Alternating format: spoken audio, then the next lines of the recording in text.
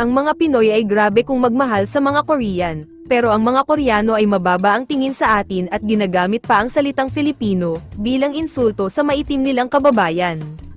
그러면은 학창 시절에 유독 더 많이 힘들어했던 것 같다는데. 필리핀 왔어? 이렇게 그걸로 시작해갖고 학교 등교를 하면? 고등학교 때 매점이나 화장실 갈 때도 모르는 선배들이 필리핀 뭐 외국인 하고 많이 놀리고.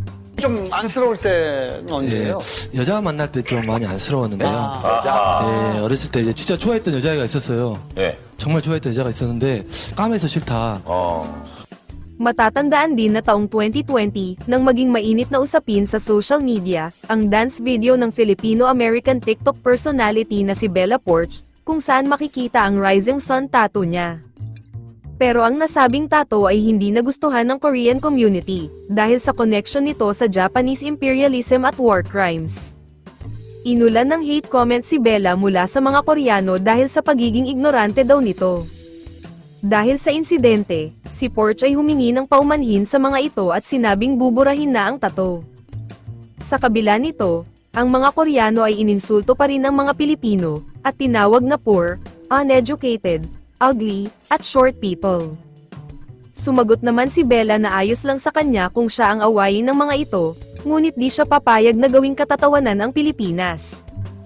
Kaya ang dalawang bansa ay nagpalitan ng masasamang salita sa isa't isa, at nag-trending pa ang hashtag Cancel Korea, habang marami ring Koreano ang nakiusap na itigil na ang alitan, at nag-post naman ng hashtag Sorry to Filipinos. Samantala noong 2010, binatikos din ng mga Pinoy ang Korean-Australian actress na si Lee Dae, dahil sa paghamak sa ating accent. Ang My Girl star ay nag-guest sa isang show, kung saan ginaya niya ang American at British accent. Ngunit ang pag-imitate niya sa Filipino accent ay hindi ikinatuwa ng ating mga kababayan. Kaya si Lee ay nag-sorry sa kanyang Pinoy fans, at sinabi na ito ay isa lamang misunderstanding. Ayon sa kanya, hindi niya binanggit ang Pilipinas, at ang Southeast Asian accent ang ginaya niya.